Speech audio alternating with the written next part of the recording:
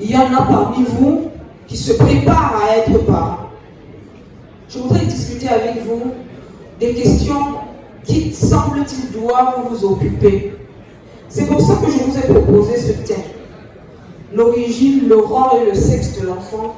Quelle influence est-ce que cela a sur les relations parents-enfants? C'est très important. La question de l'origine. Qui suis-je? Chacun de nous, autant que nous sommes, s'est posé cette question-là à un moment donné. Parce que tous, autant que nous sommes, nous ne sommes pas là sur un pied d'égalité. Et je discutais avec mes élèves, notamment dans le cours des droits de l'homme. Je leur disais que lorsqu'on parle du principe d'égalité et de non-discrimination, ça veut certainement dire qu'on veut adresser la question de l'inégalité qui est la réalité factuelle. Qui suis-je? Chacun de nous a à répondre à cette question et elle est fondamentale. Et la question de qui suis-je a à voir avec notre conception, la façon dont nous avons été conçus et accueillis. Il y a comme ça les enfants désirés. Il y en a d'autres qui sont les invités surprises. Et il y en a enfin qui sont les invités de la dernière heure. On a donc comme ça, pour les enfants désirés, on est dans un schéma de conception consciente. C'est-à-dire qu'en faisant un enfant, là, on sait qu'on est en train de faire un enfant. Ça veut dire qu'on se met en posture de l'accueillir. Dans le deuxième schéma, dans le cas de l'invité surprise, vous faites vos affaires d'adulte, mais vous ne savez pas que vous aurez un enfant. Mais parce que vous êtes quand même dans les situations où on peut comprendre, peut-être personnellement, peut-être socialement, que vous ayez un enfant, vous commencez à accepter que vous avez un enfant.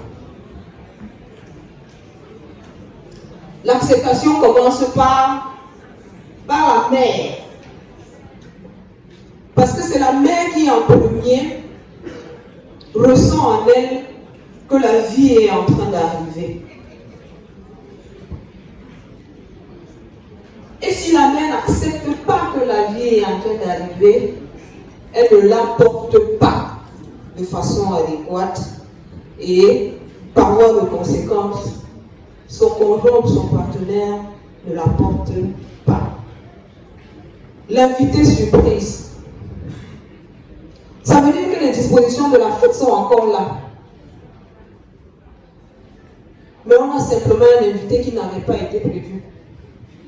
On lui fait quand même de la place. Dernier cas de figure, on a dit l'invité de la dernière heure.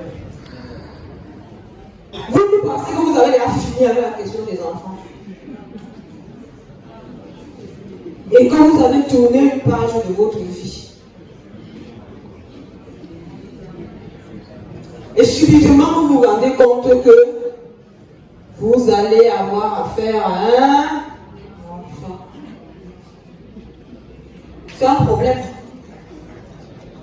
C'est un problème d'abord psychologique. Les femmes qui sont ici avec moi peuvent témoigner. Ce n'est pas facile. Parce que vous vous questionnez d'abord vous-même. C'est une grossesse qui vous remet en question vous-même. Et les autres vous regardent aussi. Et dans cette situation-là, vous avez l'impression que tout le monde vous regarde et tout le monde vous questionne. Je prends un exemple. Au début des années 90, c'était la crise. C'était la crise vos parents ont fait faillite. Mais on a aussi remarqué qu'il y a eu un fort taux de naissance. Oui, qu'il y a eu un fort taux de naissance parce que les parents, fatalement, ayant perdu les emplois, ayant été déflaqués, restaient à la maison. Et ce qui devait arriver, voilà. Donc on a comme ça dans la plupart de nos familles des enfants qui sont advenus dans ce contexte-là. Et dans ce contexte-là, avec les difficultés matérielles qu'on vivait déjà, devoir accueillir une nouvelle personne n'est pas facile. Et tout le monde interroge la mère, tout le monde la regarde, tout le monde lui demande encore.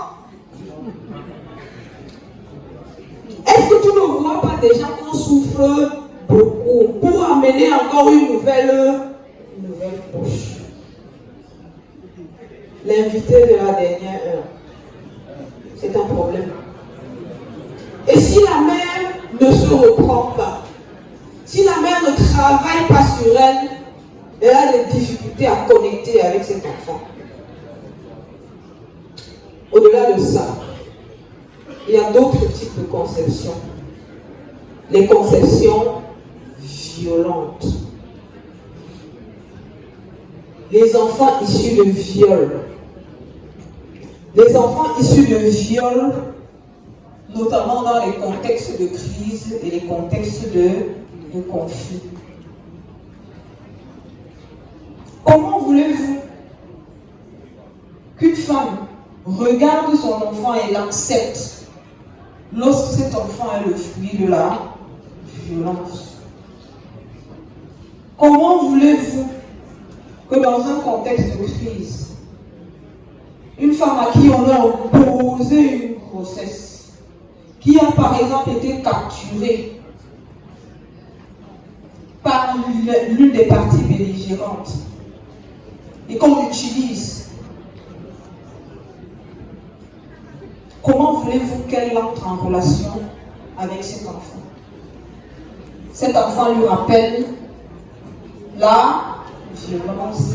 Cet enfant lui rappelle l'ennemi. Et de ce point de vue, le type de relation qu'elle a avec l'enfant, vous aurez parfois l'abandon, parce qu'il y en a pour qui c'est trop fort, elles ne peuvent pas. Elles ne peuvent simplement pas, simplement regarder leur enfant, leur renvoie les circonstances de la conception de l'enfant. Je vais vous dire, l'enfant, on nous dit que c'est un don de Dieu, c'est vrai. Mais la façon dont on le conçoit et le fait venir à la vie est important pour pouvoir l'accueillir. C'est ce premier point que je voulais qu'on discute et que je voulais comme ça vous donner des éléments d'information pour que ça travaille dans vos têtes. Parce que vous êtes à une période de votre vie où vous avez déjà fait des enfants, où vous allez faire. Il faut être conscient. Il faut être conscient que les circonstances de la conception d'un enfant peuvent à terme jouer sur le type de relation que l'enfant a avec ses parents. Voilà pour l'origine. Ça, c'est pour les parents biologiques. On a également dans nos familles des enfants qui ne sont pas nos enfants biologiques. Et il faut sur cette question-là être vrai avec les enfants en fonction de leur niveau de développement. Si vous avez adopté un enfant, il faudrait trouver le moyen à un moment de votre vie de lui dire qu'il a été un enfant adopté. Il a besoin de cette vérité pour se construire. Si on refuse de lui dire cette vérité, on causera à tort des traumatismes à cet enfant. Si l'on refuse nous-mêmes d'accepter cette vérité, on va tomber dans des excès. Et je sais de quoi je parle. J'ai tous les jours des rapports qui font mention des trafics d'enfants. Des femmes qui vont au Nigeria et sous le prétexte d'avoir des grossesses, on simule la grossesse et on retourne au Nigeria et on revient avec les enfants.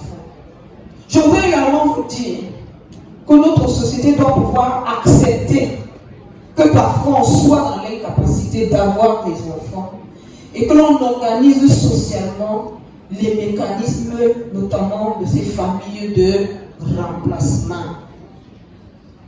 C'est la vérité sur ces points, comme on dit, qui vous rendra libre. Parce que tant que vous êtes dans cette situation-là, vous avez toujours peur. Ça, c'est pour l'origine. Qui suis-je? Un enfant a besoin de savoir. Est-ce que j'ai été un enfant accepté? Est-ce que j'ai été un enfant voulu? Est-ce que j'ai été simplement l'invité surprise ou l'invité de la dernière heure?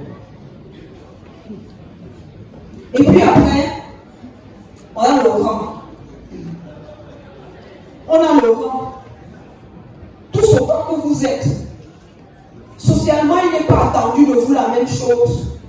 Que vous soyez un aîné, que vous soyez un cadet, ou bien que vous soyez membre d'une fratrie au milieu de la fratrie. La relation de vos parents avec vous est influencée par ce positionnement-là. L'aîné, c'est l'aîné qui fait le parent. Le parent n'est parent que parce qu'il a un aîné. La première personne qui fait le parent, c'est l'aîné. Et dès que l'aîné vient au monde, il est l'enfant que les parents veulent modèle. Notre projection de l'enfant qui s'est réalisée dans cet aîné, on veut en faire la copie parfaite. Et ça va poser des problèmes. Ça va poser des problèmes parce qu'il y a un surinvestissement sur l'aîné. Dans ce qu'il faut faire ou dans ce qu'il ne faut pas faire. Il y a un surinvestissement sur l'aîné, mais il y a aussi une surresponsabilisation de l'aîné dans notre contexte. Quand vous êtes aîné, qu'est-ce qu'on vous dit? Qu'est-ce qu'on vous dit? Qu'est-ce qu'on vous dit? On vous dit que l'aîné doit tout. L'aîné doit tout supporter. L'aîné, naturellement, est censé être un exemple. Mais, à un moment donné, les parents vous positionnent comme une sorte d'assistant aux parents. On ne vous voit plus comme un enfant. On vous forme comme quelqu'un qui éventuellement va remplacer le parent. Parce que dans notre société, on sait que l'espérance de vie n'est pas énorme. Et les parents se projettent. Si je ne suis pas là, comment cela va-t-il se passer? Voilà la mission de l'aîné. Donc, ceux qui sont aînés parmi vous là, j'espère que vous sentez ça sur vos épaules. Oui, parce qu'en plus vous êtes à l'aîné. Vous êtes aîné, vous êtes à l'aîné. Ça crée comme ça des sortes d'aspirations inconscientes dont vous-même vous ne vous rendez pas compte. Et ça aboutit à ce que le conseiller technique disait tout à l'heure, la pression sur les élites économiques. Vous n'allez plus faire votre vie comme vous l'envisagez, Mais vous allez faire votre vie en tenant compte que vous avez derrière vous une longue liste de cadets qu'il faut soutenir. Donc déjà sur votre bourse d'éléments, on attend que vous payiez la pension de vos cadets. Que vous vous occupiez de leur logement, de toute façon, quand vous êtes déjà l'élément, c'est bon. C'est bon? Voilà. Ceux qui viennent après, les parents ont déjà quand même eu un peu l'expérience de pardon. Ils lâchent un peu plus sur ceux-là. Par rapport au cadet, ça dépend encore de comment est-ce que le cadet vient. On a parlé tout à l'heure des différents schémas de conception et d'accueil de l'enfant. Le cadet, c'est le petit dernier, le dernier marché. C'est le dernier marché. Parfois, il est dans une posture dichotomique. Il regarde l'aîné, qui pour lui est un modèle. C'est un modèle sur lequel il faut se conformer, ou ça peut être un modèle trop grand, qu'il estime, qui le décourage, et qu'il estime qu'il ne peut pas. Et donc, comme ça, vous voyez parfois les benjamins des familles qui, à 40, 50 ans, sont toujours chez les parents, des adultes infantilisés. Parce qu'on leur a appris que leurs aînés vont assumer leurs charges et responsabilités sociales. L'enfant unique. L'enfant unique, ça dépend. Si vous avez fait le choix d'avoir un enfant unique, c'est différent si l'enfant unique s'impose à vous. Si après lui, vous n'arrivez plus à avoir un enfant. Si vous n'arrivez plus à avoir un enfant, vous focalisez sur votre enfant unique. Toutes les aspirations qui sont les vôtres, et on peut aboutir à des situations dont j'ai parlé dans le livre. Vous voulez que votre enfant fasse ce que vous n'avez pas fait. Ou bien vous voulez que votre enfant soit votre copie conforme. C'est ça. On va rapidement passer au sexe. Vous savez que notre éducation et notre socialisation, c'est une éducation et une socialisation qui tient compte de notre sexe. Et ce matin, j'en parlais encore avec mes élèves au cours sur les droits de l'homme. La société n'attend pas les mêmes choses des garçons et des filles. On attend d'une fille qu'elle soit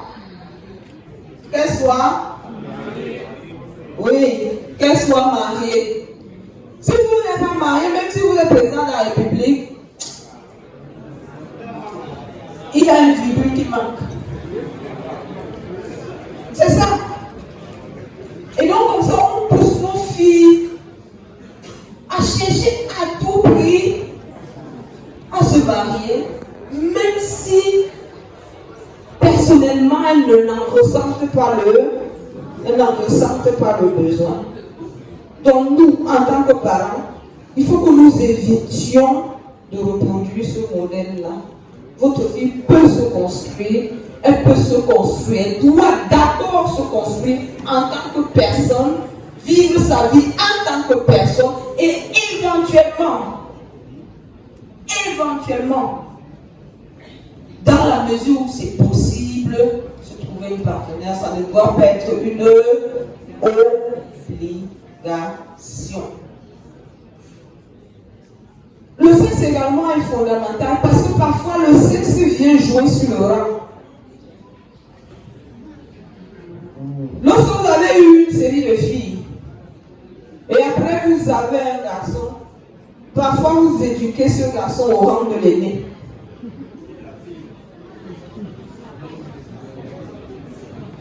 Il a toute une longue liste de grandes sœurs, mais c'est lui qu'on cherche comme aîné.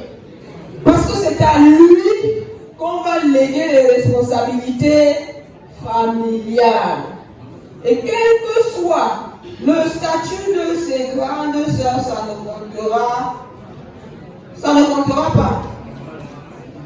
Le sexe viendra remplacer le rang. Il prendra la préséance sur ses sœurs. Le sexe aussi. Le sexe aussi a à jouer, on l'a vu ce matin avec les élèves, dans la répartition des charges du ménage. Parce que vous êtes élèves et vous êtes futurs responsables du Cameroun, du Gabon, du Tchad, de la RCA. Vous avez à concilier à la fois votre vie de couple et votre vie professionnelle. Et déjà dans vos familles, il faut travailler à construire la société égalitaire que nous voulons. Il ne faudrait pas que dans vos maisons, vous ayez des tâches qui sont exclusivement réservées aux filles ou exclusivement réservées aux garçons, sauf si c'est dicté notamment par la biologie. Les fonctions dictées par la biologie, ce sont notamment les fonctions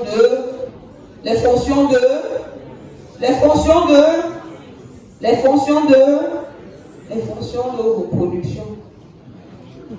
À part ça, je disais à mes élèves ce matin, cela dépend, votre bonheur à vous dépendra de votre capacité d'adaptation en fonction de la personne que vous avez devant vous.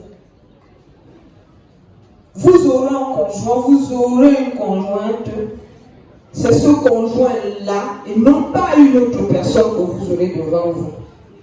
Il faudra donc adapter votre comportement à cette personne-là. Je voulais terminer en vous disant que l'enfance rejaillit sur ce que nous sommes.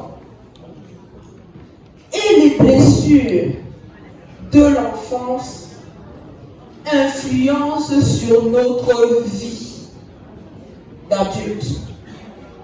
Je suis sûre que tous, autant que nous sommes, nous avons eu à un moment donné des blessures. Ça peut être la blessure de rejet. Est-ce que mon parent m'a reconnu ou pas? Ça peut être des blessures de l'abandon. Est-ce que mon père a été un père pourvoyeur? Est-ce qu'il se souciait de nous? Ça peut être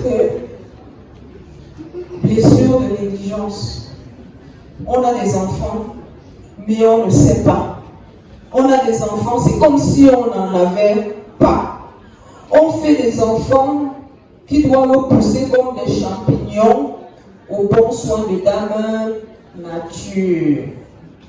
Je voudrais vous suggérer de ne pas vous inscrire dans ce schéma-là, car les enfants dont nous avons besoin pour ce pays, pour le Gabon, pour la RCA et pour le Tchad, ce sont les enfants que vous aurez, ce sont les enfants que vous ferez, ce sont les enfants que vous formerez. Je vous remercie.